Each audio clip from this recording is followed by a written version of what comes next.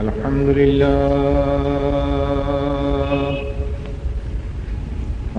لله نحمده ونستعينه ونستغفره ونؤمن به ونتوكل عليه. الحمد لله نحمده ونستعينه ونستغفره ونؤمن به ونتوكل عليه. ونعوذ بالله من شرور أنفسنا ومن سيئات أعمالنا. من يهده الله فلا مضل له ومن يضلل فلا هادي له. وأشهد أن لا إله إلا الله وحده لا شريك له. وأشهد أن محمدا عبده ورسوله صلى الله عليه وآله وسلم. أما بعد فإن خير الحديث كتاب الله وخير الهدي هدي محمد صلى الله عليه وآله وسلم. وشر الأمور محدثاتها وكل محدثة بدعة وكل بدعة ضلالة وكل ضلالة في النار. اللهم صل على محمد وعلى آل محمد كما صليت على إبراهيم وعلى آل إبراهيم إنك حميد مجيد. اللهم بارك على محمد وعلى آل محمد كما باركت على إبراهيم وعلى آل إبراهيم إنك حميد مجيد. أما بعد فأعوذ بالله من الشيطان الرجيم. بسم الله الرحمن الرحيم. ما آتاكم الرسول فخذوه وما نهاكم عنه فانتهوا. ما آتاكم الرسول فخذوه، جو تمہیں پیغمبر علیہ الصلاۃ والسلام دے وہ لے لو. وما نہاکم عنہ فانتہوا، اور جس سے وہ منع کریں اس سے باز آ جاؤ.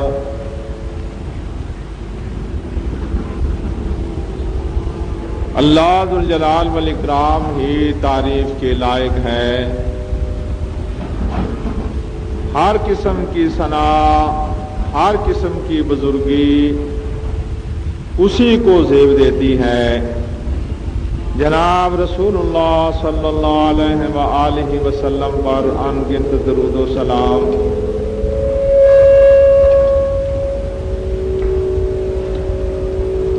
میں نے آپ کے سامنے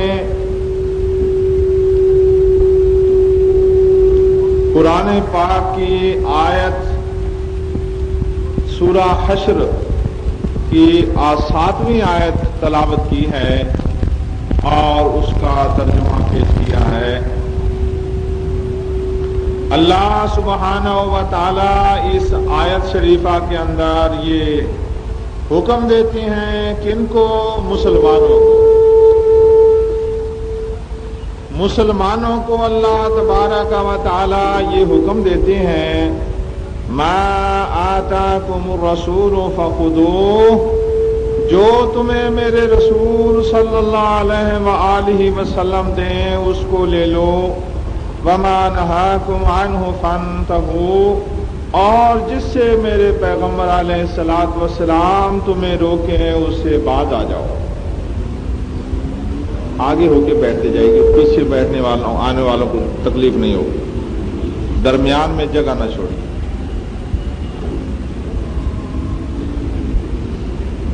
یہ سورہ حشر قرآن پاک کی 59ویں آیت ہے، سورت ہے، اور یہ اس کی آیت نمبر 7 ہے۔ اللہ تبارک و تعالی نے بغیر کسی تمییز کے، بغیر کسی فرق کے یہ حکم دے دیا کہ جو بھی پیغمبر علیہ الصلوۃ والسلام تمہیں دیں وہ لے لو، اور جس سے جناب رسول اللہ صلی اللہ علیہ وآلہ وسلم منع کریں اس سے باز آ جاؤ۔ اس میں اللہ سبحانہ و تعالی نے خاص حکم کا ذکر نہیں کیا کہ صرف یہ رمضان المبارک کی بات ہے، یا اللہ ذوالجلال والاکرام نے یہ نہیں فرمایا کہ یہ نماز کے اندر کی بات ہے، اللہ سبحانہ و تعالی نے یہ نہیں فرمایا کہ یہ حج کرتے ہوئے وقت کے حکم ہے، اللہ ذوالجلال والاکرام نے کسی خاص موقع کے لیے نہیں فرمایا، عام فرمایا، زندگی کی ہر گھڑی کے لیے اللہ سبحانہ و تعالی نے فرمایا ما آتاکم الرسول فخذوہ، میرے پیغمبر صلی اللہ علیہ وآلہ وسلم جو تمہیں دے وہ لے لو، اور جس سے منع کر دے اس سے باز آ جاؤ۔ ہم جب اس آیت کی آواز ہمارے کانوں میں پڑتی ہے تو ہم ایک خاص ذہن بنا لیتے ہیں کہ اس میں رفع یدین بتائی جائے گی، اس کا سنت ہونا، یا اس کے اندر الحمد شریف کی فرضیت بتائی جائے گی، یا اس میں داڑھی رکھنے کا حکم دیا جائے گا۔ ما آتاکم الرسول فخذوہ، اس کو زیادہ تر علماء کرام سنت کی اہمیت بتانے کے لیے تلاوت کرتے ہیں اور ترجمہ کرتے ہیں، تشریح کرتے ہیں۔ تو جب ایک آیت ایسے ہی موقعوں کے اوپر پڑھی جائے تو سننے والے یہ سمجھ لیتے ہیں کہ شاید ایسے موقعوں کے لیے ہی یہ آیت آئی ہے۔ جیسے اگر کوئی شخص آیت پڑھتا ہے الا ان اولیاء اللہ لا خوف علیہم ولا هم یحزنون، تو فوراً اس طرف دھیان جاتا ہے کہ اولیاء اللہ کے فضائل ہوں گے، اور اولیاء اللہ کون لوگ ہیں؟ جنہوں نے ترک دنیا کر دیا ہے، دنیا سے الگ تھلگ ہو کے بیٹھ گئے ہیں۔ بعض لوگ اولیاء اللہ ان کو سمجھ لیتے ہیں جن کو تن بدن کا ہوش نہیں۔ یہ آیت چونکہ ایسے ہی موقعوں پر پڑھی جاتی ہے، سننے والا جب اس آیت کو سنتا ہے تو وہ جیسے پہلے کسی مولانا نے اور ان سے پہلے کسی مولانا نے بیان کیا تھا، اس کے ذہن میں یہ بات آتی ہے کہ اس آیت میں تشریح میں یہی باتیں بتائی جائیں گی، یعنی خاص خاص آیتوں کو خاص خاص چیزوں کے لیے خاص کر لیا۔ اللہ سبحانہ و تعالیٰ کا دین مکمل ہے، پوری زندگی کو یہ شامل ہے۔ جب بچہ پیدا ہوتا ہے اسلام کا حکم ہے اس کو تم نہلاؤ، اور اس کے دائیں کان میں اذان، بائیں کان میں اقامت کہو، اس کے لیے اسلامی احکامات شروع ہو گئے۔ جب یہ بولنا شروع کرتا ہے، اللہ کے رسول صلی اللہ علیہ وآلہ وسلم نے فرمایا اس کو لا الہ پڑھاؤ، لا الہ الا اللہ، یہ اللہ تعالیٰ کا نام سیکھے، لا الہ الا اللہ سیکھے اور اسلام کی بات سمجھے۔ بولنا شروع کرتا ہے، حکم ہوا کہ تم اس کو لا الہ الا اللہ سے شروع کراؤ بات چیت۔ بولنے کی کوشش کرتا، وہ ابو امی پانی کوئی بات کہنے کی کوشش کرتا ہے، ماں کو حکم ہے کہ وہ بچے کو لا الہ الا اللہ پڑھائے، اسلام کا حکم چل رہا اس بچے کے لیے۔ اور جب وہ بڑا ہو جاتا ہے اس کو نماز سکھاؤ، اس کو دائیں ہاتھ سے کھانا سکھاؤ، بائیں ہاتھ سے طہارت کرنا وغیرہ سکھاؤ۔ 7 برس کا ہو گیا نماز پڑھنا سکھاؤ، حکم دو اس کو، ڈانٹ کر نماز پڑھاؤ۔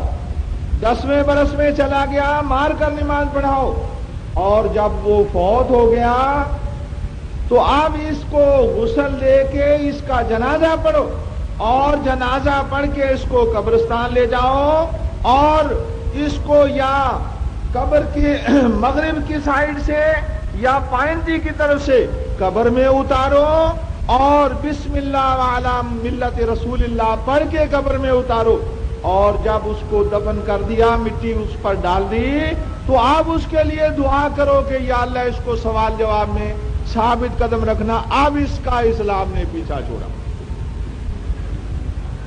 پیدا ہونے سے لے کے مرنے تک اور قبر میں اتارنے تک، اس کی قبر کو مکمل درست کرنے تک اسلام انسان کے ساتھ ساتھ چلتا۔ اور ہم نے زندگی کے خاص موقعوں کے لیے اسلام کو خاص کر لیا، اور آگے پیچھے اپنے آپ کو ہم نے آزاد سمجھ لیا۔ اللہ سبحانہ و تعالی نے فرمایا ما آتاکم الرسول فخذوہ، جو بھی میرے پیغمبر صلی اللہ علیہ وآلہ وسلم تمہیں دے وہ لے لو۔ اس میں یہ نہیں فرمایا کہ اس عمر میں جو دیں، اس موقع پر جو دیں، اس میں پوری زندگی کی بات ہے۔ جیسے اللہ ذوالجلال والاکرام نے فرمایا وَلَا تَمُوتُنَّ إِلَّا وَأَنْتُمْ مُسْلِمُونَ، جب تمہیں موت آئے تو اس حالت میں آئے کہ تم مسلمان مرو۔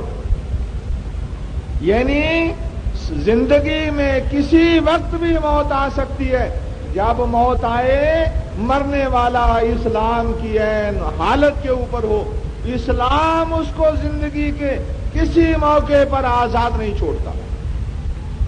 یہ چوتھا یا 5واں خطبہ اس عنوان پر چل رہا ہے، اور یہ ساری زندگی اور سارا اسلام اسی کی تشریح ہے کہ اپنے آپ کو مکمل مسلمان بنا لو۔ یا ایھا الذین آمنوا ادخلوا فی السلم کافۃ ولا تتبعوا خطوات الشیطان، اے ایماندارو پورے کے پورے اسلام میں داخل ہو جاؤ، کسی موقع پر شیطان کی پیروی نہ کرنا۔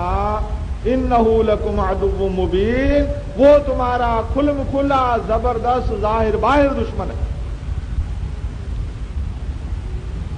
دوستو، اللہ ذوالجلال والاکرام نے زندگی موت کا سلسلہ اسی لیے قائم کیا ہے لِنَبْلُوَكُمْ أَيُّكُمْ أَحْسَنُ عَمَلًا، ہم تمہیں آزمانا چاہتے ہیں تم میں کون اچھے کام کرتا۔ اللہ سبحانہ و تعالی کے احکامات ہر گھڑی انسان کے لیے آزمائش ہے۔ بیوپاری کے لیے اس کا بیوپار آزمائش ہے، ملازمت پیشہ کے لیے اس کا یہ پیشہ آزمائش ہے، بچے کے لیے بچپن، جوان کے لیے جوانی، اور مالدار کے لیے مالداری، غریب کے لیے غربت۔ زندگی کی ہر گھڑی میں انسان کو اللہ ذوالجلال والاکرام آزما رہا کہ اس پر تکلیف آتی ہے تو اس کا کیا حال ہے، اور اس پر سکھ آسانی آتی ہے تو یہ میرے ساتھ کیا سلوک رکھتا ہے۔ اللہ سبحانہ و تعالی تکلیف میں بھی سکھ آسانی میں بھی اپنے بندے کو اپنے سامنے جھکا ہوا دیکھنا چاہتا ہے۔ اللہ تعالیٰ نے فرمایا وَمِنَ النَّاسِ مَن يَعْبُدُ اللَّهَ عَلَىٰ حَرْفٍ، کچھ لوگ ایسے ہوتے ہیں جو اسلام کے کنارے پر آ کر کھڑے ہو گئے، یہاں آ کر کھڑے ہو گئے کنارے پر، ان اصحابہ خیر اطمئن بہ، اگر تو مسلمان ہونے سے اس کا کاروبار بڑا، اس کو دولت ملی، بارش ہوئی، دیتے ہوئے دولت کی فراوانی ہوئی، یہ مذہب بڑا اچھا ہے جی، اور اگر تکلیف آئی تو وہ پیچھے پلٹ گیا۔ اللہ ذوالجلال والاکرام ایسے بندے کو برا سمجھتا ہے۔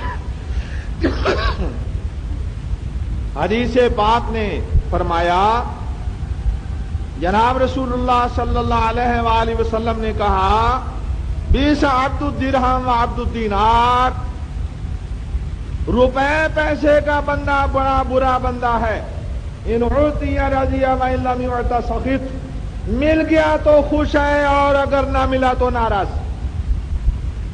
یعنی اس کا اسلام غرض کا اسلام۔ اللہ ذوالجلال والاکرام نے جناب رسول اللہ صلی اللہ علیہ وآلہ وسلم کی زبان سے اس شخص کو برا انسان کہا، اس کو روپے پیسے کا بندہ کہا۔ اسلام ہم سے یہ تقاضا کرتا ہے کہ ہم ہر حال میں اللہ ذوالجلال والاکرام کی طرف جھکے رہیں۔ جناب رسول اللہ صلی اللہ علیہ وآلہ وسلم نے فرمایا، نعم العبد المومن، مومن بندہ کتنا اچھا ہے، ان اصحابہ خیر شکر فکان خیر اللہ، اگر اللہ تعالیٰ کا اس پر انعام آتا ہے وہ اللہ تعالیٰ کا شکر بجا لاتا ہے، اس کے لیے بہتر ہوتا ہے، اور اگر اس کو تکلیف پہنچتی ہے صبر، وہ صبر کرتا فکان خیر اللہ، وہ اس کے لیے بہتر ہوتا ہے۔ مومن بندہ ہر حال میں اللہ ذوالجلال والاکرام کے ساتھ رابطہ تعلق رکھتا ہے۔ کسی وقت مومن بندہ بادشاہ ہے، کسی وقت مومن بندہ رعایا ہے، کسی وقت مومن بندہ مزدور ہے، کسی وقت مومن بندہ سپہ سالار ہے، کسی وقت مومن بندہ کسی کے ماتحت ہے، اور کسی وقت بندہ جابر ہے، طاقتور ہے۔ ہر حال میں وہ اسلام کو اپنے سامنے رکھے۔ اللہ کے رسول صلی اللہ علیہ وآلہ وسلم ایک شخص کو دیکھتے ہیں، وہ اپنے غلام کو اس نے تھپڑ مارا۔ جناب رسول اللہ صلی اللہ علیہ وآلہ وسلم تھپڑ مارنے والے کی پچھلی طرف سے آ رہے ہیں۔ آپ نے اس صحابی کو آواز دے کر کہا، للہ اقدر علیک منک علیہ، جتنا تیرا اس پر زور چلتا ہے اس سے زیادہ تجھ پر اللہ تعالیٰ کا زور چلتا ہے۔ تو یہ نہ سمجھ لے کہ میں طاقتور ہوں اور میں جیسے چاہوں اس کے ساتھ کر گزروں۔ اللہ کے رسول صلی اللہ علیہ وسلم نے فرمایا، تیرا اس پر اتنا زور نہیں چلتا جتنا اللہ تعالیٰ کا تیرے اوپر بس چلتا ہے، زور چلتا ہے۔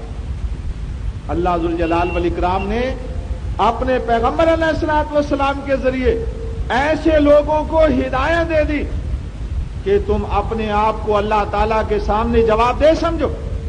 جب تم مالک ہو، تمہارا کوئی ملازم ہے، تمہارا کوئی مزدور ہے اور تمہارے سامنے وہ کمزور ہے، تم یہ نہ سمجھو کہ میں آزاد ہوں جو چاہوں کروں، تم اللہ ذوالجلال والاکرام کے سامنے جواب دہ ہو۔ جو اس کے ساتھ سلوک کرو گے اللہ ذوالجلال والاکرام اس کی باز پرس کرے گا۔ میرے بھائیوں، اسلام زندگی کے لیے عام ہے۔ اسلام یہ تمییز نہیں کرتا کہ اب تیرے حالات ایسے ہیں اور تو اسلام قبول نہ کر۔ اگر تو اسلام قبول نہیں کرے گا تو تیرے لیے اجازت ہے۔ اللہ ذوالجلال والاکرام کا یہ حکم نہیں ہے۔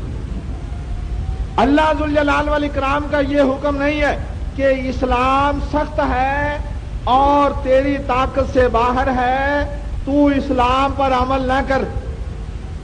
اللہ ذوالجلال والاکرام کا یہ حکم نہیں ہے۔ اللہ تبارک و تعالی نے اسلام کو آسان اتارا ہے، یرید اللہ بکم اليسر ولا یرید بکم العسر۔ اللہ تعالیٰ تم پر آسانی فرماتا ہے، لیکن جب اللہ ذوالجلال والاکرام کا حکم ہے کہ اس وقت تم مضبوطی کے ساتھ میرے حکم پر کھڑے ہو جاؤ، اس وقت کوئی اپنے پاؤں میں ڈگمگاہٹ دکھاتا ہے، اللہ سبحانہ ذوالجلال والاکرام اس پر ناراض ہوتا ہے۔ اور اگر وہ مضبوطی کے ساتھ جم جاتا ہے اور آزمائش میں پورا اترتا ہے، اللہ تبارک و تعالیٰ کے ہاں اس کے لیے بے پایا انعامات۔ حضرت موسیٰ علیہ الصلوۃ والسلام اللہ تعالیٰ کے جلیل القدر پیغمبر، فرعون کے پاس جاتے ہیں حضرت ہارون علیہ السلام، حضرت موسیٰ علیہ السلام، اور فرعون کو کہتے ہیں کہ ہم اللہ کے پیغمبر ہیں اور تم ہمارے اوپر ایمان لے آؤ۔ اللہ تعالیٰ نے سورہ اعراف، سورہ طٰہٰ، ان دو جگہوں پر تفصیل کے ساتھ حضرت موسیٰ علیہ السلام کا تو قرآن پاک میں اس قدر ذکر ہے کہ علماء مفسرین کہتے ہیں کاد القرآن ان یکون لموسیٰ، قرآن پاک میں حضرت موسیٰ علیہ السلام کا اتنا ذکر ہے کہ پڑھنے والے کو یہ گمان گزرتا ہے کہ شاید حضرت موسیٰ علیہ السلام کے حالات بتانے کے لیے قرآن پاک آیا ہے۔ اللہ تعالیٰ نے ہر پیغمبر کے لیے ایک صورت، یعنی عام طور پر قرآن پاک میں پیغمبروں کی واقعات ہیں، ان کے نام پر صورتیں ہیں۔ حضرت موسیٰ علیہ السلام فرعون کو جا کے کہتے ہیں کہ میں اللہ تعالیٰ کا پیغمبر ہوں، تو فرعون کہتا ہے کہ اس کی دلیل حضرت موسیٰ علیہ السلام اپنے ہاتھ کی لکڑی کو زمین پر پھینک دیتے ہیں اور وہ اژدہا بن جاتی ہے۔ حضرت موسیٰ علیہ السلام قمیض کے اندر اپنی بغل میں ہاتھ لے کے جاتے ہیں اور باہر نکالتے ہیں تو وہ سفید ہے۔ فرعون کہتا ہے کہ یہ جادوگر ہے، میرے ملک کو برباد کرنا چاہتا ہے، امن کو تباہ کرنا چاہتا ہے، اقتدار پر قبضہ کرنا چاہتا ہے۔ وہ کہتا ہے یہ کیا چیز ہے؟ لوگ کہتے ہیں کہ یہ جادو ہے۔ وہ کہتا ہے فبعثوا فی المدائن حاشرین، جادوگروں کو اکٹھا کرو۔ جادوگر اکٹھے کر لیے گئے۔ اب جادوگر فرعون سے پوچھتے ہیں اَإِنَّا لَأَجْرًا إِن كُنَّا نَحْنُ الْغَالِبِينَ، اگر ہم موسیٰ پر غالب آ جاتے ہیں، موسیٰ ہمارے سامنے کمزور پڑ جاتا ہے، شکست کھا جاتا ہے، تو کیا ہمارے لیے کوئی اجر و انعام ہے؟ فرعون کہتا نعم وَإِنَّكُمْ لَمِنَ الْمُقَرَّبِينَ، تمہارے لیے بڑے انعامات، اور اس کے بعد یہ نہیں کہ تمہیں میں نظر انداز کر دوں گا، ہمیشہ کے لیے میرے دربار میں تمہارے لیے کرسی، تم میری مونچھ کے بال، میرے مشیر، میرے گروپ کے خاص بندے۔ حضرت موسیٰ علیہ السلام سے وہ کہتے ہیں کہ یا تو آپ اپنے فن کا مظاہرہ کریں، اما ان تلقی و اما ان نکون نحن الملقین، یا تو موسیٰ آپ اپنے فن کا مظاہرہ کریں یا پھر ہم کرتے ہیں۔ حضرت موسیٰ علیہ السلام کہنے لگے بل القو، پہلے تم ہی رسیاں اپنے فن کا مظاہرہ کرو۔ اللہ تعالیٰ نے فرمایا فالقوا حبالهم وعصیهم فاذا هي تسعى، انہوں نے اپنی لکڑیاں پھینک دیں، اپنی رسیاں پھینک دیں اور وہ سانپ نظر آ رہے تھے۔ اللہ تعالیٰ نے فرمایا فسحروا اعین الناس، انہوں نے لوگوں کی نظروں پر جادو کر دیا۔ حضرت موسیٰ علیہ السلام کو بھی وہ سانپ نظر آ رہے ہیں۔ یہ شیطانی کھیل ہوتا ہے، بعض اوقات شیطان کے حربے پیغمبر پر اثر کر جاتے ہیں۔ حضرت موسیٰ علیہ السلام پر شیطانی اثر ہو گیا اور وہ لکڑیوں کو سانپ دیکھ رہے ہیں، رسیوں کو سانپ دیکھ رہے ہیں۔ جناب رسول اللہ صلی اللہ علیہ وآلہ وسلم پر اثر ہو گیا۔ لبید بن عاصم نے بخاری شریف دوسری حدیث کی کتابوں میں آپ پر جادو کر دیا۔ حضرت عائشہ رضی اللہ عنہ کہتی ہیں 1 مہینہ میں حیران تھی کہ اللہ کے رسول صلی اللہ علیہ وسلم یہ کیا کرتے ہیں، کیا آپ کی زندگی، آپ کا اوپر کیسے حالات آ گئے، کبھی میں نے تو یہ نہیں دیکھا تھا۔ آپ کہتے ہیں یہ کام میں نے کیا حالانکہ آپ نے نہیں کیا ہوتا تھا، اور آپ کہتے ہیں یہ کام میں نے نہیں کیا حالانکہ آپ صلی اللہ علیہ وسلم نے کیا ہوتا تھا۔ آپ صلی اللہ علیہ وسلم کے اوپر جادو ہو گیا، یعنی بڑے بڑے پیغمبروں پر بھی شیطان کا بعض اوقات داؤ چل جاتا ہے۔ حضرت ایوب علیہ السلام کو شیطان نے تکلیف پہنچائی، انہوں نے کہا رب انی مسنی الشیطان بنصب وعذاب، اے اللہ مجھے شیطان نے بڑا رنج پہنچا، بڑی تکلیف دی ہے۔ حضرت موسیٰ علیہ السلام ڈرے اور کہنے لگے کہ میری لکڑی بھی سانپ بن جائے گی، زیادہ سے زیادہ بڑا سانپ ہوگا اور ان کے چھوٹے سانپ، حق کا تو نہ پتہ چلا۔ پیغمبر کی خواہش یہ ہوتی ہے کہ حق کو ظاہر کرے، جیسا ہی کوئی عجیب و غریب موقع آئے میں نے آپ کو پہلے کچھ خطبے پہلے بتایا تھا، حضرت سعد بن معاذ رضی اللہ عنہ کہتے ہیں کہ میں تو گواہ ڈھونڈنے نہیں جاؤں گا، میں تو تلوار لے کے اس شخص کی گردن مار دوں گا. اور سب لوگ پھٹی پھٹی نظروں سے دیکھ رہے ہیں کہ جناب رسول اللہ صلی اللہ علیہ وسلم کہہ رہے ہیں کہ گواہ لانے پڑیں گے اگر کوئی شخص اپنی بیگم کے متعلق کوئی بات کہے، ورنہ اس کی پیٹھ پر 80 درے لگائے جائیں گے. اور یہ کہہ رہا ہے جی میں تو گواہ نہیں لے جاؤں گا، میں تو اس کی گردن مار دوں گا. لوگ پھٹی پھٹی نظروں سے دیکھ رہے ہیں. آپ صلی اللہ علیہ وسلم نے دیکھا کہ لوگوں کی توجہ ایک نقطے پر مرکوز ہو گئی ہے. آپ نے فوراً لوگوں سے کہا کہ تم سعد کی غیرت پر تعجب کر رہے ہو، میں اس سے زیادہ غیرت مند ہوں، اللہ تعالیٰ مجھ سے زیادہ غیرت مند ہے.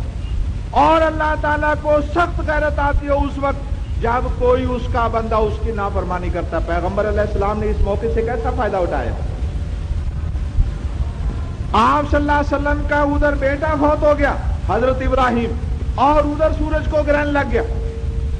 بخاری کی حدیث ہے، صحابہ دوڑے، ایک شخص تیر اندازی کر رہا ہے، نشانہ سیکھ رہا ہے، اور اس نے تیر کمان پھینکے اور جناب رسول اللہ صلی اللہ علیہ وسلم کے پاس آیا. میں دیکھتا ہوں آپ اس موقع پر کیا کرتے.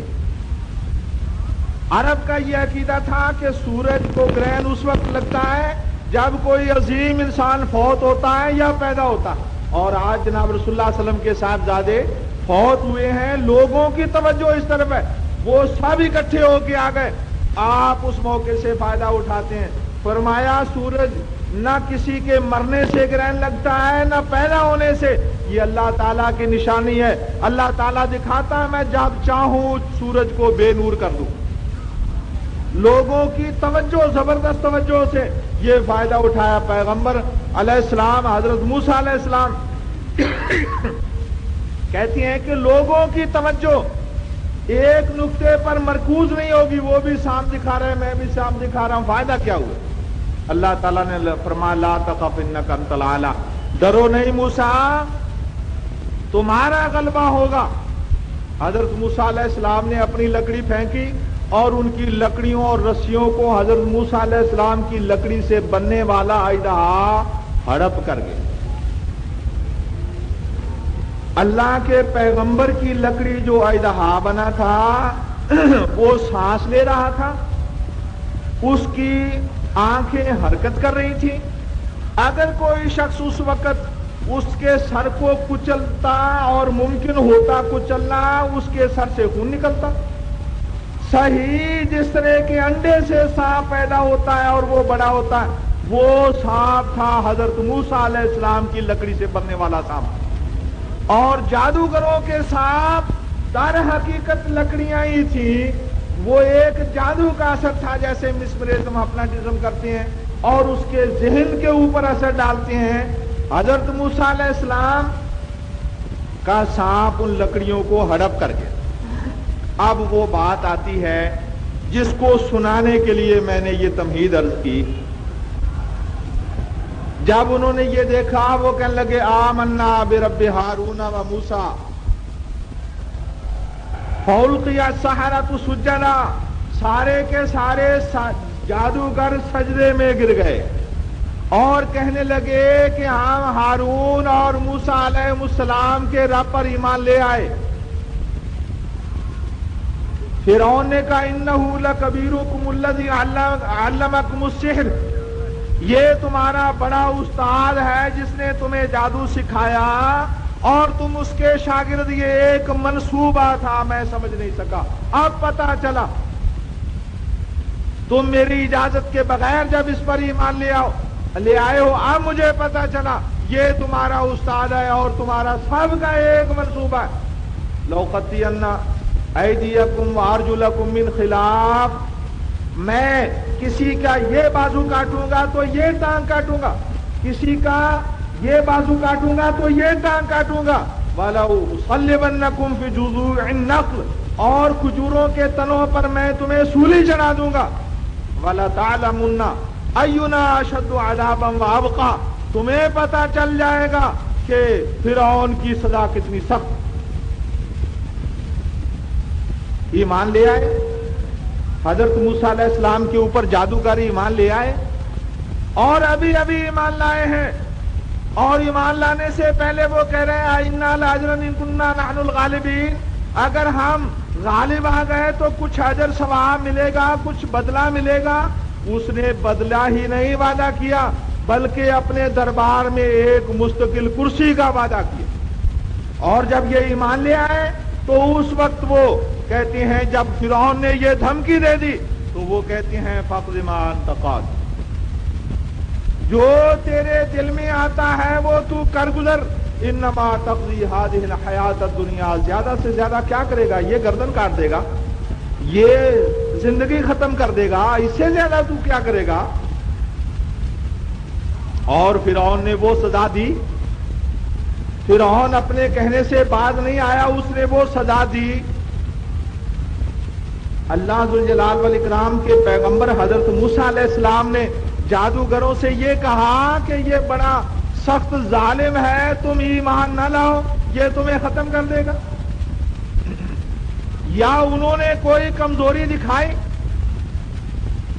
یہ ایمان ہے، صحیح ایمان۔ پیغمبر علیہ الصلوۃ والسلام کے منہ سے وہ سنتے ہیں اللہ تعالیٰ کی باتیں، اللہ کے رسول صلی اللہ علیہ وسلم کی باتیں، اور وہ اس پر ایمان لے آتے ہیں۔ اور اس کے بعد سب سے بڑا زندگی کا امتحان کہ میں تمہیں موت کے گھاٹ اتار دوں گا، اس سے بڑا اور کیا انسان کے لیے دکھ ہو سکتا ہے؟ لیکن حضرت موسیٰ علیہ السلام کے یہ ساتھی کیا ڈگمگاہٹ دکھاتے ہیں، پیچھے ہٹتے ہیں، کمزوری ظاہر کرتے ہیں؟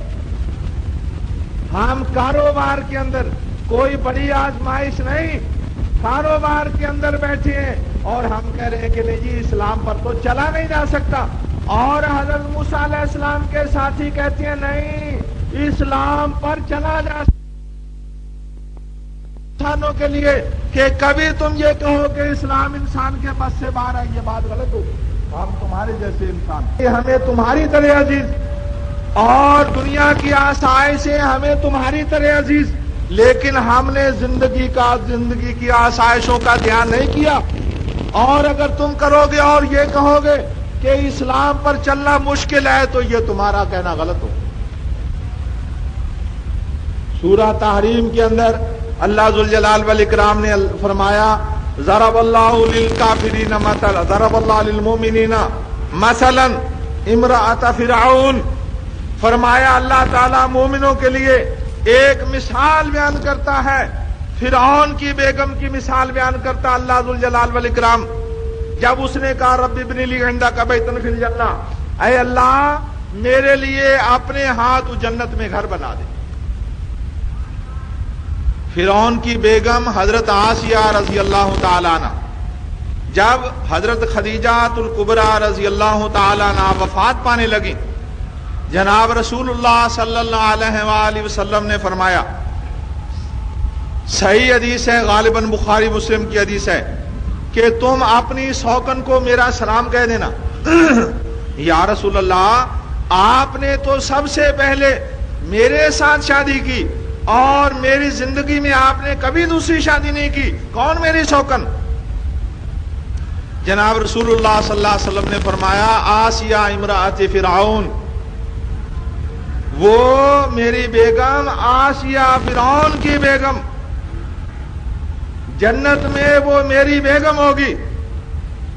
اللہ ذوالجلال والاکرام کی یہ نیک بندی پوچھتی ہے کہ فلاں موقع پر موسیٰ علیہ السلام غالب آئے یا فرعون، اور بتانے والا کہتا ہے فرعون، تو وہ کہتی ہے یا اللہ موسیٰ کو غالب کر۔ یہ باتیں فرعون تک پہنچ جاتی ہیں۔ فرعون کہتا ہے، تفسیر ابن جریر میں لکھا ہے، ابن کثیر میں بھی، کہ میری بیگم کو تم لے جاؤ اور میرے ملک مصر کے اندر جو سب سے اونچا پہاڑ ہے اس پہاڑ کے اوپر اس کو لے جاؤ، اور اگر وہ اپنی بات سے ہٹ جائے تو وہ میری بیگم ہے، وہ ملکہ ہے مصر کی، اور اگر میری بات سے نہ ہٹے تو اس کو پھینک دینا اور وہ پہاڑوں پر لڑکتی ہوئی آئے گی اور مر جائے گی۔ جب وہ لوگ ملکہ مصر کو اس اونچی چوٹی پر لے کے جاتے ہیں تو اللہ ذوالجلال والاکرام کی بندی اوپر کو دیکھتی ہے اللہ تعالیٰ اس کو جنت میں اس کا گھر دکھا دیتا ہے. جو جنت میں اس کا گھر ہے اللہ ذوالجلال والاکرام وہ گھر دکھا دیتا ہے. تو وہ کہتی ہے رب ابن لی عندک بیتا فی الجنہ، اے اللہ میرے لیے جنت میں اس گھر کو تو تعمیر کر، یہ جو تو نے مجھے دکھایا ہے اس کو مکمل کر جنت میں. اور وہ اپنی بات پر قائم رہتی ہے اور وہ لوگ اس کو لڑکا کے پھینک دیتے ہیں، اور وہ جب پھینکتے ہیں اللہ ذوالجلال والاکرام اس کی روح پہلے قبض کر لیتا. اللہ تعالیٰ نے فرمانا کان حقا علینا نصر المومنین، مومن لوگوں کی مدد کرنا میرا فریضہ. اللہ شہنشاہ کائنات فرماتا ہے مومن لوگوں کی مدد کرنا میرا فریضہ ہے. اور اللہ تعالیٰ نے فرمایا ومن اصدق من اللہ قیلا، اللہ تعالیٰ سے بڑھ کر سچا اور کون ہو سکتا. اللہ تعالیٰ ایک بات کہے وہ سچی بات ہے، اس میں کوئی جھوٹ نہیں. اللہ تعالیٰ نے اس کی روح کو قبض کر لیا اور جب پھینکا تو مردہ جسم کو پھینکا، اس کو کوئی تکلیف نہیں آئی. اللہ تعالیٰ نے اپنے مومن بندی کی مدد کی.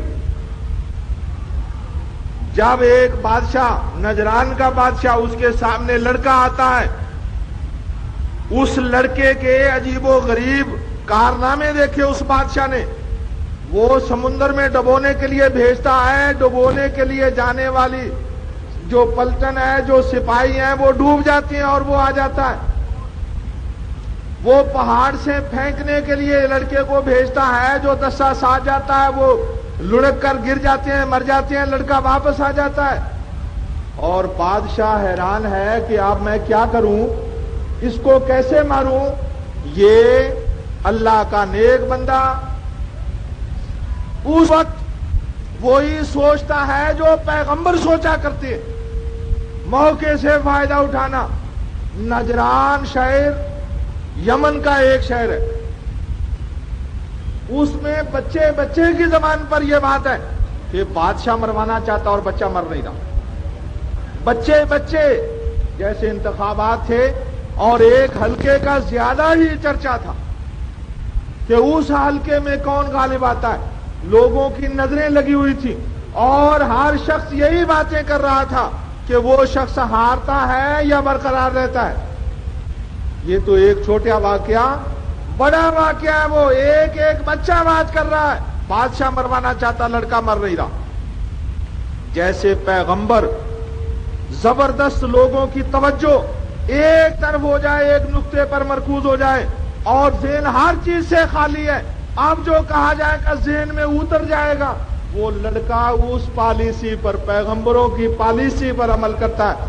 مروانا چاہتے ہو بادشاہ جی، سارے شہر کو فلاں پارک میں اکٹھا کرو، اور اس طرح کر کے جب سب لوگ اکٹھے ہو جائیں گے تو پھر میں آپ کو بتاؤں گا. اور جب بادشاہ اکٹھا کروا لیتا ہے لوگوں کو، سب لوگ دیکھ رہے ہیں کہ اب لڑکا کیا کرتا اور بادشاہ کیا کرتا ہے. کہتا اب تم مجھے درخت کے تنے پر الٹا لٹکا کے میرے رب کا نام لو اور پھر تیر مارو، میں مر جاؤں. اور جب لڑکا بادشاہ لڑکے کے رب کا نام لیتا ہے اور تیر مارتا ہے، لڑکا شہید ہو جاتا ہے، تو سارا شہر مسلمان ہو گیا، جو لڑکا چاہتا تھا جس لیے اس نے اکٹھا کروایا تھا لوگوں کو. بادشاہ نے کہا کہ کھائیاں کھودو، جو اس دین پر قائم رہے گا ان سب کو جلا دو اور جو باز آ جائے گا وہ بچے گا. اس وقت ایک منا سا بچہ 2-3 مہینے کا بچہ ماں کی گود میں ہے، اور جب آگ کا شعلہ اٹھا تو ماں نے بچے کو پہلے پیچھے کیا. بچہ 2-3 مہینے کا بچہ بول کے کہتا امی یہ جو تمہیں آگ نظر آ رہی ہے یہ آگ نہیں، یہ جنت ہے، اس میں بلا خوف و خطر کود جاؤ. اور ماں جب مننے سے بچے 2-3 مہینے کے بچے کی یہ بات سنتی ہے، زبان کھلتی ہے اور وہ بڑی بہترین زبان کے ساتھ یہ بات کہتا ہے تو ماں کود جاتی. اللہ ذوالجلال والاکرام ان لوگوں کو آگ کی تپش نہیں لگنے دیتا. کیوں؟ وہ کہتا کانا حقن علینا نصر المومنین، مومن بندوں کی مدد کرنا میرا فریضہ ہے، یہ میں نے اپنے ذمے لے رکھا ہے کہ میں اپنے مومن بندوں کی مدد کروں گا۔ جب وہ چھلانگ لگاتے ہیں زندہ ہے، اور جب وہ آگ تک پہنچتے ہیں تو وہ مردہ ہے۔ آگ میں پہنچنے سے پہلے اللہ ذوالجلال والاکرام ان کی روح قبض کر لیتا ہے۔ اللہ تعالیٰ اپنے بندے کی یوں مدد کرتا ہے، لیکن عزم کی ضرورت ہے، یہ ثابت قدمی دکھانے کی ضرورت ہے۔ میرے اللہ میں تیرے حکم پر چلوں گا، مجھے جو قربانی دینا پڑے، مجھے جو دکھ بھگتنا پڑے میں بھگتوں گا، اور تیری راہ پر میں قائم رہوں گا۔ یہ ثابت قدمی کی نیت اللہ ذوالجلال والاکرام بندے کے دل میں جھانکنا چاہتا ہے۔ ان اللہ لا ينظر الى صورکم ولا اموالکم ولکن ينظر الى قلوبکم واعمالکم۔ اللہ تعالیٰ کسی کی شکل نہیں دیکھتا، کسی کی دولت نہیں دیکھتا، اللہ تعالیٰ دل کو دیکھتا ہے، عمل کو دل کو دیکھتا ہے کس نیت سے کر رہا ہے، عمل کو دیکھتا ہے کہ میرے پیغمبر کی سنت کے مطابق ہے یا نہیں۔ میرے دوستو، میں یہ عرض کر رہا تھا کہ بندہ یہ کہے کہ اسلام پر عمل کرنا ناممکن ہے، مولانا جو آپ باتیں بتاتے ہیں ان پر عمل ہو سکتا ہے، یہ بات اس کی کافرانہ بات ہے، اسلامی بات نہیں ہے۔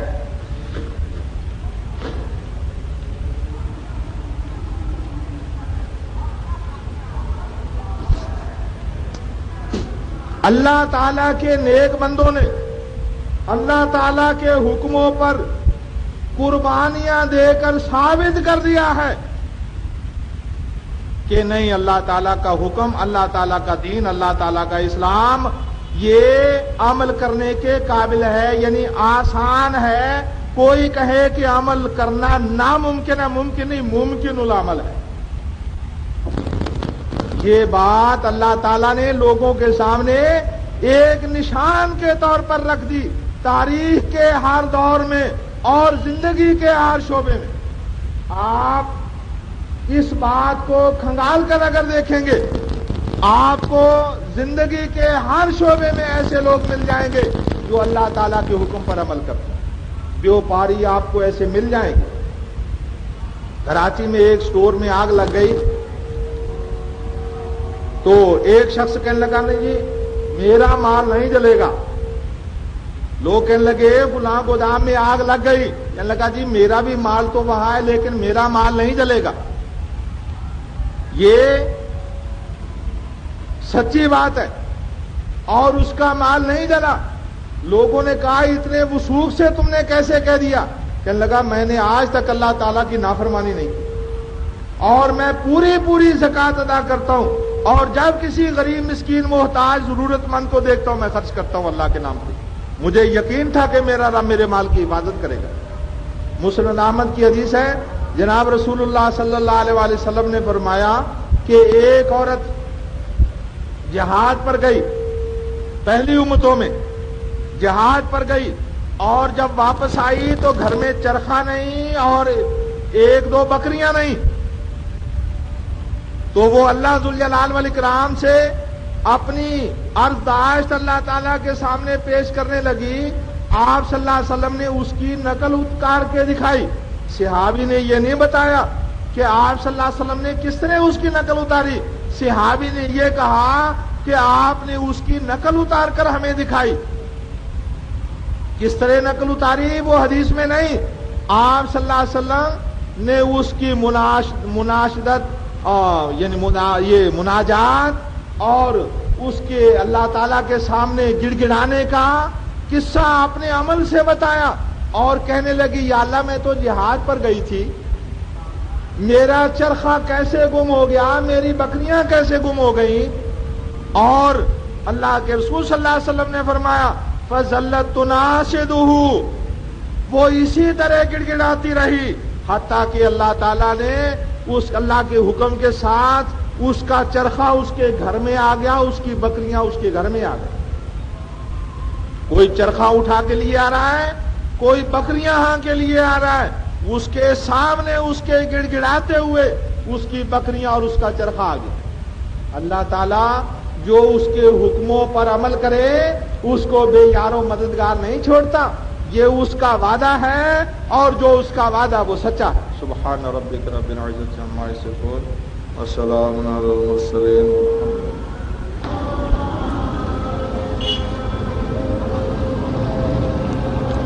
الحمد لله نحمده ونستعينه ونستغفره ونؤمن به ونتوكل عليه ونعوذ بالله من شرور أنفسنا ومن سيئات أعمالنا من يهده الله فلا مضل له ومن يضلل فلا هادي له وأشهد أن لا إله إلا الله وحده لا شريك له وأشهد أن محمدا عبده ورسوله صلى الله عليه وآله وسلم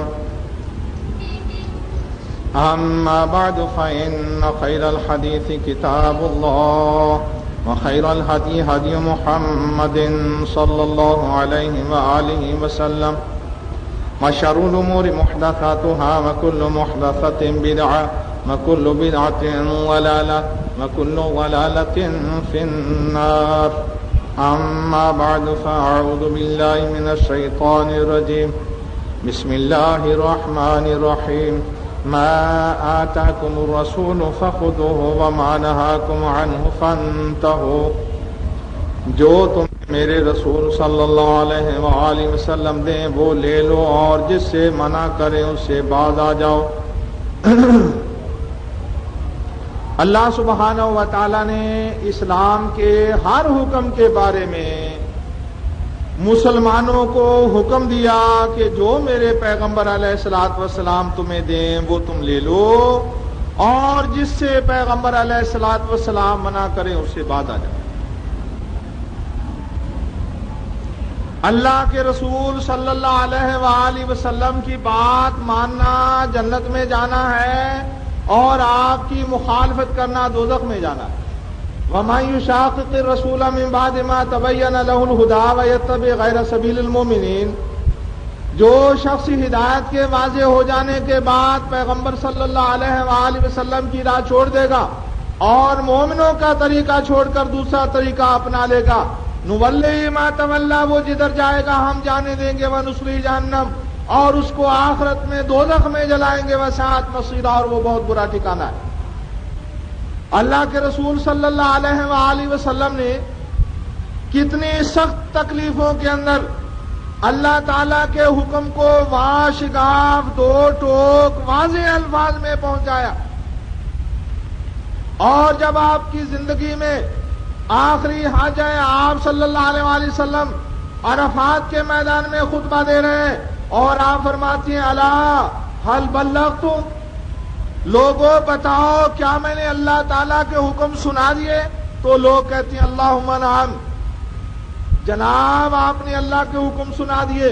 آپ صلی اللہ علیہ وآلہ وسلم آسمان کی طرف انگلی کرتی ہیں اور لوگوں کی طرف اشارہ کرتی ہے اللہم شہد، یا اللہ گواہ ہو جا، یہ تیرے بندے کہہ رہے ہیں کہ میں نے تیرے حکم پہنچا دیے۔ اللہ تعالیٰ نے فرمایا تھا بلغ ما انزل الیک وَإِن لَّمْ تَفْعَلْ فَمَا بَلَّغْتَ رِسَالَتَهُ، میرے رسول جو نازل ہوتا ہے اس کو لوگوں تک پہنچا دو، اور اگر تم نے ایسا نہ کیا تو تم نے میری رسالت کا حق نہیں ادا کیا۔ اللہ کے رسول صلی اللہ علیہ وسلم نے ہر تکلیف اٹھا کر اللہ تعالیٰ کا حکم پہنچا دیا۔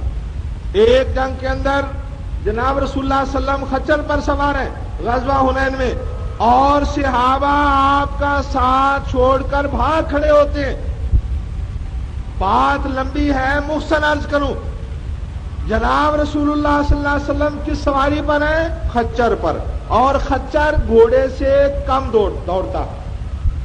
آپ صلی اللہ علیہ وآلہ وسلم اگر بزدل ہوتے آپ تیز سواری پر بیٹھتے، آپ اس سواری پر بیٹھتے ہیں جو زیادہ نہیں تیز دوڑ سکتی، اور پھر جب صحابہ بھاگ جاتے ہیں تو جناب رسول اللہ صلی اللہ علیہ وسلم خچر کو اس طرف دشمن کی طرف منہ کر کے ایڑی لگاتے ہیں اور آپ فرماتے ہیں انا النبی لا کذب انا ابن عبد المطلب، میں جھوٹا نہیں سچا نبی ہوں، میں عبد المطلب کا بیٹا ہوں، تاکہ اگر کسی کافر کو نہیں بھی پتا کہ ان میں پیغمبر کون ہے تو آپ بتا رہے ہیں کہ میں پیغمبر ہوں. آپ اکیلے دشمن کی طرف بڑھتے ہیں.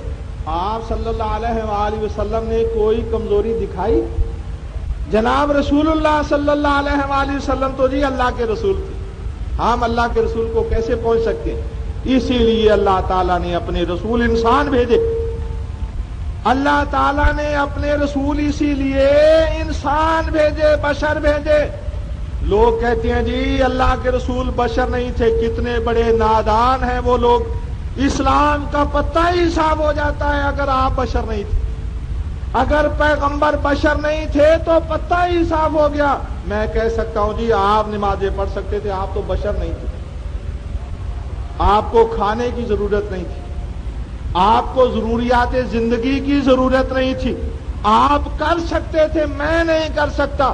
اللہ تعالیٰ نے انسان کی جنس سے رسول بھیجے تاکہ انسانوں پر شہادت ہو جائے، گواہی ہو جائے، دلیل قائم ہو جائے کہ نہیں یہ اسلام. جب اللہ کے رسول عمل کر سکتے ہیں، وہ بھی ہمارے جیسے انسان تھے جن کے جسم پر زخم لگتے تھے، تکلیف ہوتی تھی، خون بہتا تھا، شہادت ہوتی تھی. ہماری طرح وہ مفادات اپنے عزیز رکھتے تھے، ہماری طرح آسائش کو پسند کرتے تھے، دکھ سے گریز کرتے تھے.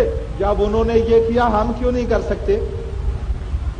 اس کے بعد اللہ کے رسولوں کے، پیغمبروں کے شاگردوں نے عمل کر کے دکھا دیا. جیسے میں نے حضرت موسیٰ علیہ السلام کے ساتھیوں کا ذکر کیا.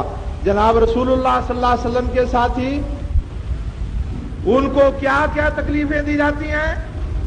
ایک دفعہ حضرت عمر بن خطاب رضی اللہ تعالیٰ عنہ بیٹھے ہیں اور آپ کے دربار میں خباب بن عرت بیٹھے ہیں، صہیب بیٹھے ہیں، بلال بن ابی رباح بیٹھے ہیں، اور غریب غریب لوگ جناب رسول اللہ صلی اللہ علیہ وسلم کے ابتدائی ساتھی وہ بیٹھے ہیں.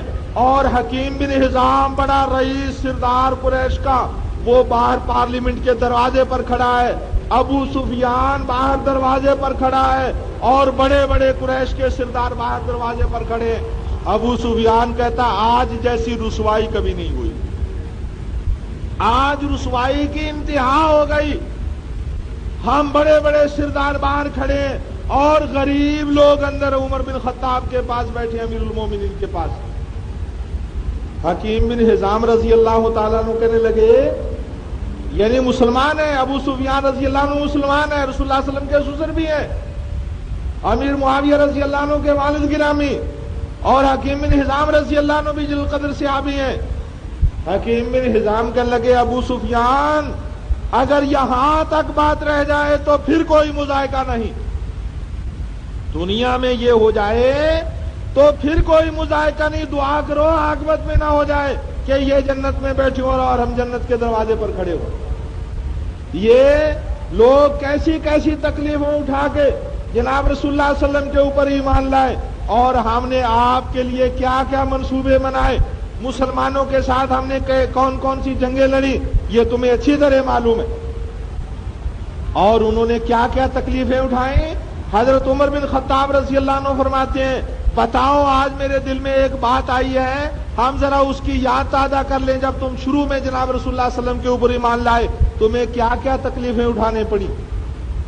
ایک صحابی کا مالک جو ہے وہ اس کو مارتا ہے، مارتا مارتا تھک جاتا ہے،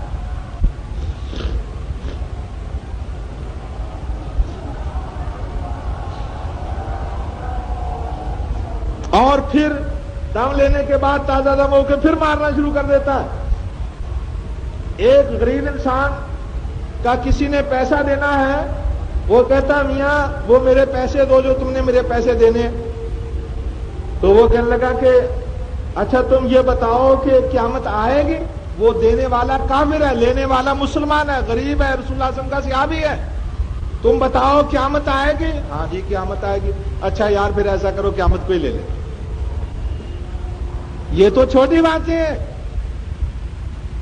جناب رسول اللہ صلی اللہ علیہ وسلم کے صحابہ 80 یا 83 کی تعداد میں جب شروع میں گئے تو 13-15 تھے، اور ان کو پتا چلا کہ مکے والے مسلمان ہو گئے تو وہ واپس آئے.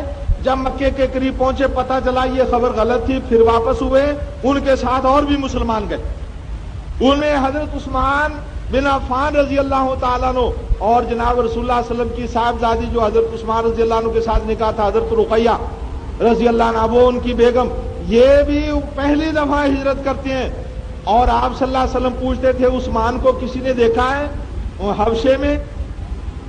تو لوگ کوئی بتاتے نہیں۔ ایک عورت آئی، یا رسول اللہ میں نے دیکھا عثمان کو، بتاؤ پھر کیسی حالت میں وہ تھے؟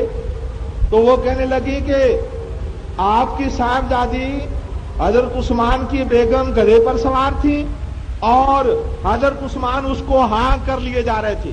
یہ بڑی غربت کی وقت کی باتیں ہیں، بہت غربت اس وقت ہوتی تھی، لوگوں کے پاس جوتا نہیں ہوتا تھا پہننے کو، صحابہ نماز پڑھتے تھے، ایک کپڑا ایک ہی چادر ہے اور اس کا ایک اس طرف سے کنارہ، ایک طرف اس طرف سے یہاں پہ گانٹھ دی ہوئے نماز پڑھتے تھے، یعنی تن کے کپڑے نہیں ہوتے تھے۔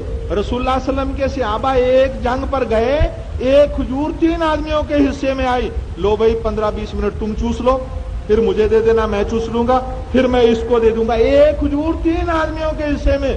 ایسے وقت میں گدھا ایک مالداری کی نشانی تھی، وہ کوئی کم سواری نہیں تھی، جیسے بڑی سواری اس وقت گھوڑا تھی، اس کے بعد گدھا، جیسے آج بڑی سواری کار ہے، اس کے بعد اسکوٹر موٹر سائیکل، یعنی اس قسم کی اچھی سواری تھی۔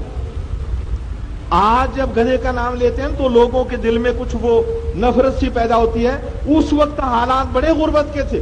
تو وہ کہنے لگے کہ وہ عورت کہنے لگی کہ حضرت عثمان رضی اللہ عنہ گدھے کو چلا رہے تھے اور رقیہ رضی اللہ عنہ گدھے کے اوپر تھی۔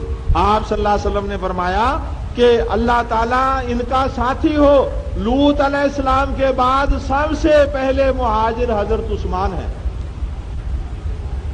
حضرت لوط علیہ السلام حضرت ابراہیم علیہ السلام کے بھتیجے تھے، انہوں نے اللہ تعالیٰ کے لیے ہجرت کی تھی، تو جناب رسول اللہ صلی اللہ علیہ وسلم نے فرمایا حضرت لوط کے بعد سب سے پہلے مہاجر ہجرت کرنے والے عثمان بن عفان ہیں۔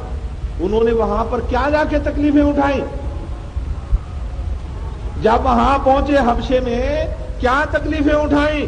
یہ لوگ عمرو بن عاص اور عمارہ 2 قریشی سردار پیچھے پہنچ گئے اور جا کے نجاشی سے کہنے لگے، حبشے کے بادشاہ سے، کہ تمہارے علاقے میں کچھ ہمارے رشتہ دار آ گئے ہیں، ہم ان کو لینے آئے ہیں، آپ ان کو ہمارے ساتھ بھیج دیجئے۔ نجاشی نے کہا تھا میری سرزمین پر کوئی کسی پر ظلم نہیں کر سکتا، ان کو پتا تھا زبردستی لے کے گئے بادشاہ تک بات پہنچ جائے گی اور بادشاہ سزا دلوائے گا۔ بادشاہ نے کہا کہ بھئی میاں کوئی تمہارا ان کے ذمہ قرض ہے؟ نہیں جی۔ کوئی کسی آدمی کو قتل کر کے آئے؟ نہیں جی۔ پھر تم کیوں ان کو لینے آئے ہو؟ جاؤ وہ میری سرزمین پر رہیں گے، تم چلے جاؤ۔ جب انہوں نے تمہارا کوئی نقصان نہیں کیا اور وہ آ گئے یہاں پر، انہوں نے دوسرا دین اختیار کر لیا، وہ آزاد ہے، ان کا ذاتی معاملہ ہے، تم ان کو کیوں تکلیف دو اور کیوں ان کو لینے آؤ؟ عمرو بن عاص کہنے لگے، وہاں سے واپس آ گئے، پہلے بادشاہ نے بلوا لیا، کہنے لگے جی ان کی باتوں تو سنو۔ بادشاہ نے بلوا لیا، اب حضرت جعفر بن ابی طالب حضرت علی رضی اللہ عنہ کے سگے بھائی تھے، اور جعفر طیار اس لیے کہلائے کہ ایک لڑائی کے اندر ان کے دونوں بازو کٹ گئے، جھنڈا لیے کھڑے تھے، مسلمانوں کے سپہ سالار تھے، اور جھنڈے کا قائم ہونا کا مطلب ہے کہ ہماری فوج قائم ہے، لڑ رہے ہیں، اور دل کو ڈھارس بنتی تھی، وہ جھنڈا لیے کھڑے ہیں اور وہ بھی جھنڈے پر زیادہ حملہ کیا کرتے تھے، تو وہ آتے ہیں اور ہاتھ پر تلوار مارتے ہیں، وہ جھنڈا انہوں نے جھٹ دوسرے ہاتھ میں پکڑ لیا، وہ کافروں نے دوسرے ہاتھ پر تلوار ماری، انہوں نے اپنے دونوں یوں تھام لیا، انہوں نے گردن مار دی، تو پھر جھنڈا پکڑا۔ 3 صحابہ اس جنگ میں شہید ہوئے تھے، حضرت زید بن حارثہ رضی اللہ عنہ بھی غزوہ موتا اسی میں شہید ہوئے تھے، اور اس کا انتقام لینے کے لیے وہ لڑائی تیار ہوئی تھی، وہ فوج جو رسول اللہ صلی اللہ علیہ وسلم جب آپ وفات پا جاتے ہیں اور وہ مدینے سے باہر فوج پڑی ہوئی تھی، اور پھر لمبی بات ہے آگے، تو عرض کرنے کا مقصد ان کے دونوں بازو کٹ گئے تھے۔ جناب رسول اللہ صلی اللہ علیہ وسلم نے فرمایا میں نے طیار جعفر کو جنت میں اڑتا دیکھا، اللہ تعالیٰ نے اس کو بازوں کی جگہ پر دے دیے اور وہ جنت میں اڑتا پھر رہا، اس لیے ان کا نام طیار پڑ گیا، اڑنے والا۔ حضرت جعفر طیار رضی اللہ عنہ کہنے لگے بادشاہ نے بلوایا ہے اور ہم قبیلہ آئے، ہمارے خلاف کوئی شکایت ہوئی ہے، لیکن انہوں نے اچھی اچھی باتیں بتا دی کہ جی ہم توحید پر عمل کرتے ہیں، یہ بت پرست ہے، ہم کہتے ہیں کہ یہ کرو اور یہ غلط کام کرتے ہیں، ہم اچھے کام کرتے ہیں، مختصر یہ۔ تو وہ کہنے لگا جاؤ، یہ نہیں جائیں گے تمہارے ساتھ۔ عمرو بن عاص کہنے لگا کہ جناب یہ حضرت عیسیٰ علیہ السلام کی شان میں گستاخیاں کرتے ہیں، جیسے اہل حدیثوں کے بارے میں ہے کہ یہ جناب رسول اللہ صلی اللہ علیہ وسلم کی شان میں گستاخیاں کرتے ہیں۔ مطلب کیا ہے؟ اگر یہ ان کی مسجد میں چلے گئے، قرآن حدیث کی باتیں سن لی، بات میں اللہ کے رسول صلی اللہ علیہ وسلم نے یہ فرمایا، آپ صلی اللہ علیہ وسلم نے یہ فرمایا، حدیث کے مطابق ان کی نماز، حدیث کے مطابق زندگی کا دعویٰ، اللہ تعالی ہمیں سچے اہل حدیث بنا دے، تو ہماری کلی کھل جائے گی، جھوٹ کا پول کھل جائے گا۔ اس لیے وہ کہتے ہیں یہ گستاخ رسول ہے، ان کی مسجد میں جانا۔ انہوں نے کہا جی حضرت عیسیٰ علیہ السلام کے گستاخ ہیں۔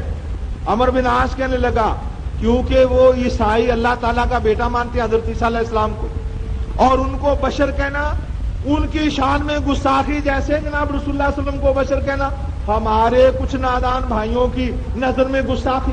کہنے لگے یہ حضرت عیسیٰ علیہ السلام کے گستاخ ہیں، بلاؤ ان کو۔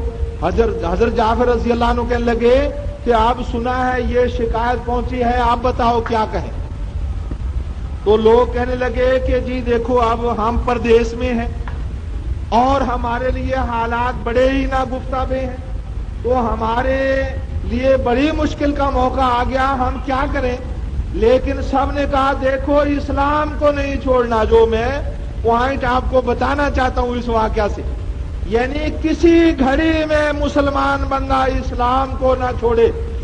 حضرت جعفر کہنے لگے اسلام کو نہیں چھوڑنا ہے، صحیح بات بتانی ہے نجاشی بادشاہ کو۔ اور جب اس کے سامنے گئے انہوں نے کہا حضرت عیسیٰ علیہ السلام کے بارے میں تمہارا کیا خیال ہے؟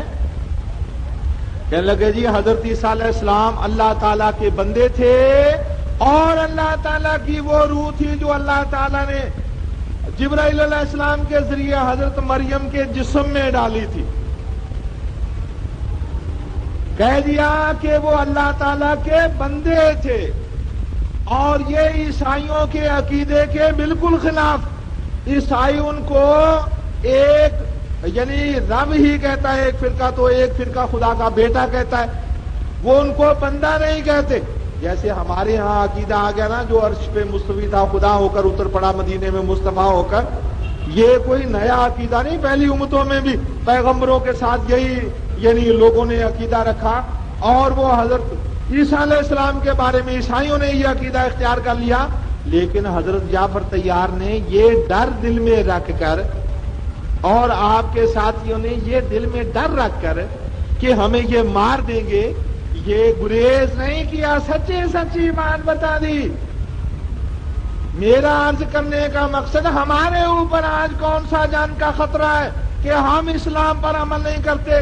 صحابہ نے تو، پیغمبروں کے شاگردوں نے تو اپنی جان جوکھوں میں ڈال کے اسلام پر عمل کیا، ہم کیوں اسلام پر عمل نہیں کرتے؟ میرا عرض کرنے کا یہ مقصد، حضرت آسیہ کو معلوم ہے میرا کیا حشر ہونے والا ہے، ان کو معلوم ہے ہم آگ میں کود رہے ہیں، ان کو معلوم ہے بادشاہ نہیں ہمارے ساتھ معلوم نہیں کیا سلوک کرے گا۔ حضرت خباب بن ارت رضی اللہ عنہ رسول اللہ حضرت عمر بن خطاب نے کہا کہ بتاؤ آج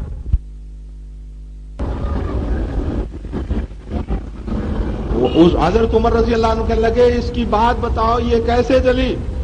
کہنے لگے میرا مالک انگارے بچھا دیتا زمین پر، موٹی ساری تھے انگاروں کی، اور اس پر مجھے لٹا دیتا، کہتا یا تو اسلام سے باز آ جاؤ ورنہ انگاروں پر لٹاؤں گا، لٹا دیتا اور میں لیٹ جاتا۔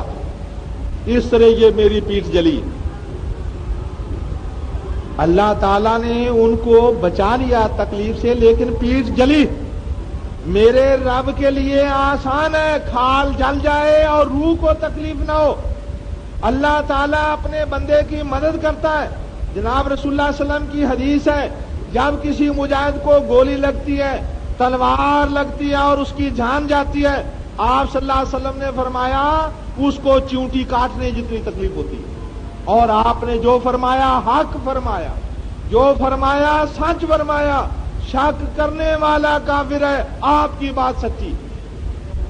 یہ تو جو شہید ہو گیا واپس نہیں آتا، ورنہ وہ آ کے بتائے ہاں جی آپ صلی اللہ علیہ وسلم کی بات سچی ہے، مگر میرا ایمان ہے، سچے مسلمان کا ایمان ہے کہ چیونٹی جیسی تکلیف ہوتی ہے، اور وہ تکلیف قابل برداشت۔ جب چیونٹی کسی کے کاٹے تو وہ بات کرتا رہتا ہے، اور جب بات کرنے والا معتبر آدمی ہے وہ بات کو جاری رکھتا ہے، وہ چیونٹی کی طرف متوجہ نہیں ہوتا، قابل برداشت تکلیف۔ میرے رب کے لیے جب یہ آسان ہے کہ جان جا رہی ہے اور چیونٹی کے کاٹنے جتنی تکلیف ہے، تو میرا رب آگ کے اوپر جسم لٹ جاتا ہے، ایک شخص لیٹ جاتا ہے، تو میرے رب کے لیے آسان ہے تکلیف بھی نہ ہو اور اس کی کھال بھی جلے۔ لیکن یہ تو دل گردہ پیدا کیا نا کہ آگ پر میں لیٹ رہا ہوں، یہ نیت اور یہ ہمت عزم یہ اللہ ذوالجلال والاکرام کو مطلوب ہے۔ اللہ تعالیٰ اس چیز کو پسند کرتا ہے۔ یہ دوستو بھائی خاموش ہونا ذرا، یہ ڈھولک بڑا خاموش کرو بھائی ذرا ادھر۔ میں یہ عرض کر رہا تھا ہمارے لیے اسلام پر عمل کرنا کیا اتنا مشکل ہے جتنا صحابہ رضوان اللہ علیہم اجمعین کے لیے عمل کرنا مشکل تھا؟ یہ کافر میاں ہے، آسیہ کا میاں کافر ہے اور وہ اسلام پر قائم ہے۔ حضرت اکرمہ رضی اللہ تعالیٰ عنہ کافر ہیں، اور جب آپ نے فتح فرمایا مکہ مکرمہ اور ان کی بیگم مسلمان ہے، بیگم مسلمان ہے اور میاں دوڑ کر حبشہ چلے گئے، اور بیگم ان کو لینے کے لیے واپس بلانے کے لیے اور اسلام کی دعوت دینے کے لیے جاتی ہے، اور ان سے کہتی ہے اکرمہ مسلمان ہو جاؤ، اور حضرت اکرمہ رضی اللہ تعالیٰ عنہ کہتے ہیں چلو ٹھیک ہے ذرا تم ٹھہرو، اطمینان رکھو، مجھے سوچنے کا موقع دو، کل صبح ہوتی ہے تو پھر کوئی پروگرام بناتے ہیں۔ رات کو میاں اور بیوی قریب قریب لیٹے ہوئے ہیں، میاں نے بیگم کی طرف ہاتھ بڑھایا، وہ ان کی بیگم ہے، زندگی کا ساتھی ہے، مگر اب وہ مسلمان ہو چکی ہے، اور اللہ تعالیٰ فرماتا ہے وَلَا تَنْكِحُوا الْمُشْرِكِينَ حَتَّى يُؤْمِنُوا، کہ مشرک مرد سے مومن عورت کا نکاح حلال نہیں جب تک کہ مشرک مومن نہ ہو جائے۔ وَلَعَبْدٌ مُؤْمِنٌ خَيْرٌ مِّن مُشْرِكٍ وَلَوْ أَعْجَبَكُمْ، مشرک کتنے اونچے درجے کا دنیاوی لحاظ سے خوبصورت ہے، اونچے رینک کا افسر ہے، بہت بڑا بیوپاری ہے، دنیاوی اسباب کا بہت بڑا مالک ہے، جوان تندرست صحت مند ہر لحاظ سے، لیکن وہ ہے مشرک، اللہ تعالیٰ فرماتا اس سے کوئی عورت نکاح نہ کرے، مسلمان عورت اس سے نکاح نہ کرے۔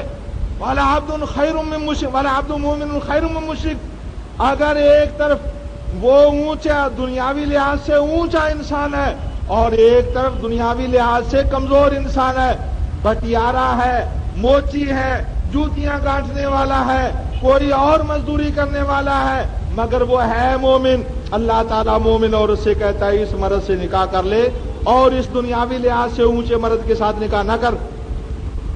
اللہ تعالیٰ نے یہ حکم اتارا ہوا ہے۔ اکرمہ مشرک ہے، بیگم مسلمان ہے، وہ ہاتھ بڑھاتا، وہ اس کے ہاتھ کو پیچھے دھکیل دیتی، اپنے ہاتھ کو پیچھے کر لو، میں مسلمان ہوں، تم مشرک ہو، تم میرے لیے حرام ہو۔ میاں ہے اپنا، اسلام لانے سے پہلے میاں، اپنے ہاتھ کو پیچھے ہٹا لو، تم جب تک مسلمان نہ ہو جاؤ تم میرے قریب نہیں آ سکتے، میرے جسم کو تمہارا ہاتھ چھو نہیں سکتا۔ اب دیکھیے کیا حضرت اکرمہ رضی اللہ عنہ مسلمان ہو گئے بعد میں، کیا ان کی بیگم کے وہ جذبات نہیں تھے ایک عورت کے جو جذبات ہوتی، اور وہ ان کا میاں تھا، وہ ان کی چاہت رکھتی تھی کہ یہ مسلمان ہو جائیں، مگر اسلام پر کس قدر مضبوطی کے ساتھ قائم، اسلام کے اوپر مضبوطی کے ساتھ قائم، اور اس سے وہ پیچھے نہیں ہٹی ہیں۔ اللہ ذوالجلال والاکرام ہم سے ایسا اسلام چاہتا ہے، حضرت ابو مرثد غنوی رضی اللہ تعالیٰ عنہ مسلمان ہوئے. یا رسول اللہ میں مسلمان تو ہوتا ہوں مگر مجھے ایک عادت ہے وہ نہیں چھوٹ سکتی, وہ عادت مجھ سے نہ چھڑوائیے پھر میں مسلمان ہو جاتا ہوں. کیا عادت ہے تمہیں ابو مرثد؟ جی مجھے چوری کی عادت ہے, چوری کروں گا ضرور کروں. آپ نے فرمایا ابو مرثد ہم تم سے چوری کروائیں گے. اسلام کسی قوت کو نہیں مٹاتا, اس قوت کا رخ موڑتا. آنکھوں سے کام لو, اگر آنکھیں غلط طرف جا رہی ہیں ان کو موڑ لو, اچھی طرف لے کے جاؤ ان کو, اس قوت کو ختم نہ کرو. ایک بزرگ کہنے لگے جی میں نے تو اپنے کانوں میں ایسی دوائی ڈالی کہ اب مجھے کچھ سنائی نہیں دیتا, بہرا ہو گیا اس لیے تاکہ کسی کی غیبت نہ سنو. پاس عالم دین بیٹھے تھے, یہ نرا صوفی آدمی اور پاس عالم دین بیٹھے تھے. وہ کہنے لگے تم نے اللہ ذوالجلال والاکرام کی نعمت کی ناشکری کی. اللہ تعالیٰ نے اچھی باتیں سننے کے لیے کان دیے, بری باتیں سننے کے لیے نہیں دیے. تم بری باتیں نہ سنتے, اگر تمہیں کوئی کہتا تو تم بول دیتے نہ بھائی میرے سامنے ایسی بات نہ کرو, مگر اپنی قوت کو تم نے کیوں ختم کیا؟ صحابہ نے کہا یا رسول اللہ ہم شادیاں نہیں کر سکتے, اگر آپ اجازت دیں ہم خصی ہو جائیں. آج ایسے برتھ کنٹرول کی دوائیاں نکلی ہیں, اس وقت بھی اس قسم کے اسباب تھے. آپ صلی اللہ علیہ وسلم نے فرمایا نہیں, روزے رکھا کرو. اس طاقت کو جو اللہ تعالیٰ نے ایک شخص کو دیا ہے اس کو ختم نہیں کرنا ہے, روزے رکھنا ہے. اسلام یہ کہتا ہے کہ جو تمہیں اللہ تعالیٰ نے طاقتیں دی ہیں اس کا برائی سے ہٹا کے نیکی کی طرف رخ کر دو, لیکن اس طاقت کو قائم رکھو. چوری کرنا بھی ایک فن ہے, ہم تم سے چوری کروایا کریں گے. رخ موڑ دیا بری عادت کا, جاؤ مکے سے وہاں جو غریب لوگ قیدی ہیں نا ان کو چرا چرا کے لاؤ. آپ نے کیسی اچھی چوری بتائی. مکے میں مسلمان ہیں قیدی اور وہ ظالموں کے پنجے میں پھنسے ہوئے ہیں, تم ان کو چوری کر کے لاؤ. حضرت ابو مرثد رضی اللہ عنہ چوری کرنے جاتے ہیں, قیدیوں کی چوری کرنے جاتے ہیں. رات کا وقت ہے اور اللہ تعالیٰ کی نافرمانیاں رات کے وقت عروج پر ہوتی.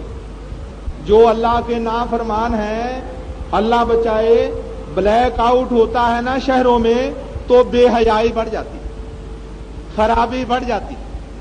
موقع مل گیا, بتیاں تھی پہلے تو اب موقع مل گیا.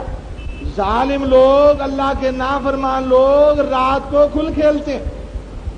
یہ نیکی کی چوری کرنے جا رہے ہیں. راستے میں ایک طوائف ہے, مشہور طوائف, بڑی خوبصورت, تندرست, ہر لحاظ سے دنیاوی جو انسان کے لیے کششیں ہوتی ہیں اس میں بھرپور. کون؟ حضرت ابو مرثد رضی اللہ عنہ نے آواز پہچان لی, میں ابو مرثد ہوں. ابو مرثد میں فلاں ہوں, رات کا وقت ہے, تنہائی ہے, کیا چیز رکاوٹ ہے؟ پھر ابو مرثد کو گناہ کی دعوت دیتی. ابو مرثد کہتے ہیں تمہیں معلوم نہیں میں مسلمان ہو گیا ہوں,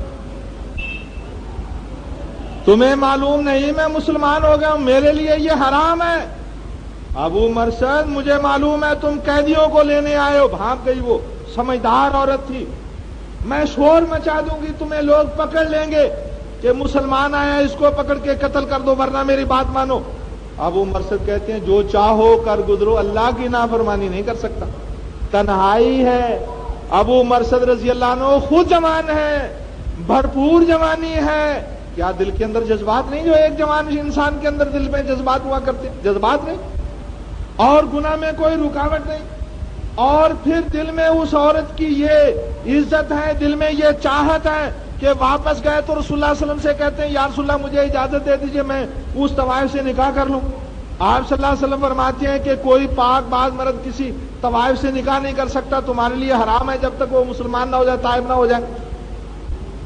دل میں یہ چاہت بھی اتنی ہے کہ آپ صلی اللہ علیہ وسلم سے اجازت مانگتے ہیں نکاح کی, لیکن اسلام نے منہ میں لگام دے رکھی, خواہش کو اسلام کے تابع کر دیا ہے.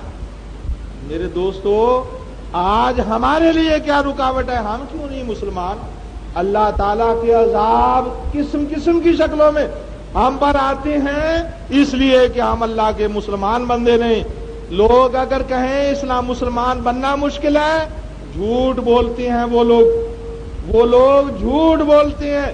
اسلام پر عمل کرنا مشکل ہے، ان کا اسلام پر عمل کرنے کا ارادہ نہیں۔ سبحان ربک رب العزت عما یصفون۔ ہمارے ایک بڑے اچھے نمازی تھے، بزرگوں کا نام کیا؟ جب سے میں یہاں پنڈی میں آیا ہوں 7 برس ہو گئے، اس مسجد میں تھا، اس کے بعد کچھ حالات پیدا ہوئے، میں نے یہاں دوسری مسجد کی کوشش کی، الحمدللہ اللہ تعالیٰ نے پلاٹ دے دیا، بڑے اچھے مخلص ساتھی دیے اللہ تعالیٰ نے، ان کے ذریعے یہ کام ہو گیا۔ جب وہاں تھا اس وقت بھی وہ بزرگ ستون کے ساتھ آگے بیٹھ کے خطبہ سنا کرتے تھے۔ حاجی عبدالعزیز صاحب، حاجی فاضل صاحب چینے والے جماعت کے مشہور آدمی ہیں، ان کے سسر بھی تھے، ان کے چچا بھی تھے۔ وہ کل نماز پڑھ رہے تھے، اللہ کے حضور میں سر سجدے میں رکھا ہوا تھا اور روح قبض کر گئے۔ سر ہو قدموں میں تیرے اور موت آ جائے، ایسے انجام سے بہتر کوئی انجام نہیں۔ اللہ تعالیٰ کا بڑا قرب ہوتا ہے بندے کو جب وہ سجدے میں ہوتا ہے۔ وہ بزرگ اس حالت میں اللہ تعالیٰ کو پیارے ہو گئے۔ ان کا جنازہ ہے 2:30 بجے، ان کی رہائش سے BB 370، وہاں تمام حضرات پہنچے۔ زیادہ سے زیادہ نیک آدمی کے جنازے میں شرکت کرنے سے اللہ خوش ہوتا ہے، زیادہ سے زیادہ ان کے جنازے میں شرکت کرنا۔ بیماروں کے لیے دعا کیجیے، جو ہمارے دوست احباب بیمار ہیں، جو دوسرے لوگ بھی بیمار ہیں، اللہ تعالیٰ کو سب کی بھلائی پسند ہے۔ حضرت ابراہیم علیہ السلام کے پاس فرشتے گئے اور انہوں نے بچڑے کا گوشت پیش کیا، فرشتوں نے کھایا نہیں تو وہ ڈر گئے۔ فرشتوں نے کہا کہ آپ ڈریے نہیں، ہم فرشتے اس لیے نہیں ہم گوشت کھا رہے، ورنہ کوئی آپ کے دشمن نہیں، کوئی برا چاہنے والے نہیں۔ کہنے لگے پھر فرشتے تو خیریت سے نہیں آیا کرتے، آپ کیسے آئے ہیں؟ کہنے لگے ہم حضرت لوط علیہ السلام کی قوم کو تباہ کرنے آئے ہیں۔ وہ کون لوگ تھے؟ کافر۔ لیکن حضرت ابراہیم علیہ السلام جھگڑنے لگے، نہیں، موقع دینا چاہیے، کچھ اور ٹھہرنا چاہیے، شاید وہ سیدھی راہ قبول کر لیں، ابھی نہیں تباہ کرنا چاہیے۔ اللہ تعالیٰ کے فرشتے کہنے لگے ابراہیم اس بات کو چھوڑو، یہ تمہارے رب کا فیصلہ ہو گیا، اور جب وہ فیصلہ کر دے ٹل نہیں سکتا۔ لیکن اللہ تعالیٰ نے اپنے پیغمبر کی اس عادت کی تعریف کی کہ ہمارا بندہ ابراہیم بڑا اچھا تھا، میرے بندوں کے لیے ہم سے جھگڑ رہا تھا۔ کن لوگوں کے لیے؟ کافروں کے لیے۔ تو ہم سب بھائیوں کے لیے، جتنے بھی کوئی مریض ہے، کسی گھر میں ہے یا ہسپتال میں ہے، سب کے لیے ہم دعا کرتے ہیں اللہ ذوالجلال والاکرام تمام کو شفا بخشے۔ اللہ ذوالجلال والاکرام ہم جو نام کے مسلمان ہیں، جناب رسول اللہ صلی اللہ علیہ وسلم نے فرمایا تھا ایک وقت آئے گا نام کے مسلمان رہ جائیں گے، وہ ہمارا وقت ہے۔ اللہ ہمیں عمل کے مسلمان بنائے۔ لوگ کہتے ہیں کہ جب آپ کی پیش گوئی تھی تو پھر وہ تو پوری ہوگی، لیکن اللہ کے رسول صلی اللہ علیہ وسلم نے زمانہ تو نہیں بتایا فلاں صدی میں فلاں سن میں یہ پوری ہوگی، اور اب کوئی مسلمان ہو سکتا ہی نہیں۔ انسان کوشش کرتا ہے تو اللہ تعالیٰ توفیق دیتا ہے۔ اللہ تعالیٰ ہمیں مسلمان بننے کی ہمت دے، توفیق دے، ہمیں اللہ تعالیٰ یہ عزم دے کہ جیسے بھی حالات ہوں گے، مجھے کوئی بھی دکھ بھگتنا پڑے، میں اللہ کے حکم پر عمل کروں۔ اللہم انصر الاسلام والمسلمین، اللہم اعز الاسلام والمسلمین واذل الشرک والمشرکین۔ معاف کرنا، وقت بہت زیادہ ہو گیا، مجھے دھیان نہیں رہا، میں تو سمجھ رہا تھا 1:15 بجے یا 20 منٹ ہوئے۔ اللہم اجعل کلمۃ الاسلام العلیٰ واجعل کلمۃ الکفر السفلی، سبحان ربک رب العزۃ عما یصفون وسلام علی المرسلین والحمد للہ رب العالمین۔